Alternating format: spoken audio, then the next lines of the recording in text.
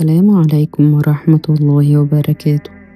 أهلا بيك في لحظة جديدة من لحظة الطمأنينة. خليني أسألك سؤال بسيط بس صادق. إمتى آخر مرة حسيت إن روحك هادية؟ مش الدنيا، مش الظروف، روحك أنت.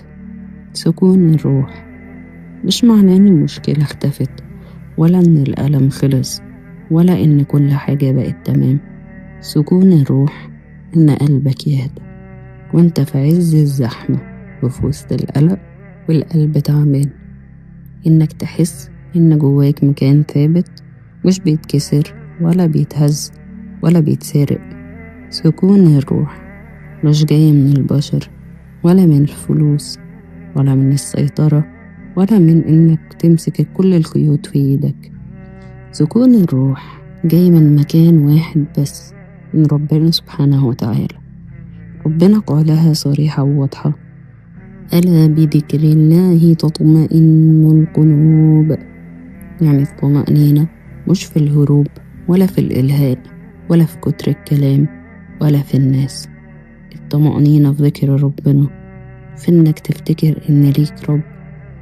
إحنا ليه متوترين؟ ليه روحنا دايما قلقانة؟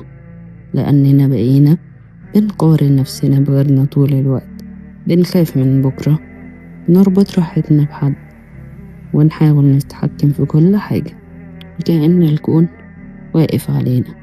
والحقيقة إن الروح بتتعب لما بتشيل حمل مش بتاعها.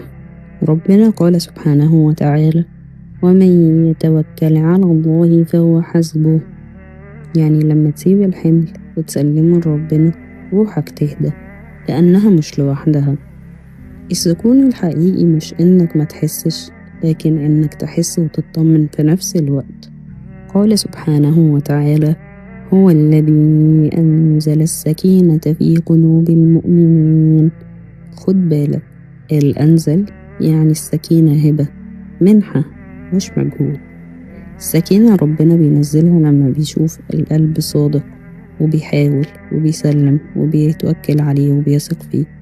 الرسول صلى الله عليه وسلم كان أكتر إنسان مر بتعب وحزن وخوف وضغوطات، مع ذلك قال عليه أفضل الصلاة والسلام: فجعلت قرة عيني في الصلاة.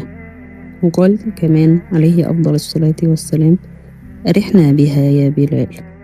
يعني الصلاة مش عبء، الصلاة راحة وسكون روح. عارف إمتى الروح تسكن بجد؟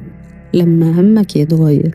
قال الرسول صلى الله عليه وسلم: من كانت الدنيا همه فرق الله عليه أمره وجعل فقره بين عينيه، ولم يأتيه من الدنيا إلا ما كتب له. ومن كانت الآخرة نيته جمع الله له أمره وجعل غناه في قلبه وأتته الدنيا وهي راغمة. يعني لما همك يبقى رضا ربنا وقربك منه، سلام قلبك بيكون في قربك ليه وتمني رضاه وحبه، وكمان ربنا هيجيب الدنيا ليك وهي راغمة. وسكون الروح مرتبط بالرضا. قال صلى الله عليه وسلم: ذاق طعم الإيمان من رضي بالله ربا وبالإسلام دينا وبمحمد صلى الله عليه وسلم. الرضا مش ضعف، مش استسلام، الرضا قوة وثقة، نضج روحي. وكان النبي صلى الله عليه وسلم يدعو ويقول: اللهم إني أسألك نفسا مطمئنة تؤمن بلقائك وترضى بقضائك وتقنع بعطائك. دعاء بسيط بس عميق لروح عايزة ربنا يهديها. سكون الروح مش إنك ما تتوجعش، لكن إنك وإنت موجوع عارف إن ربنا شايفك وسمعك وموجود جنبك. ربنا سبحانه وتعالى قال: يا أيتها النفس المطمئنة ارجعي إلى ربك راضية مرضية. دي نهاية الطريق، نهاية السكون. روح راضية ورب راضي عنها.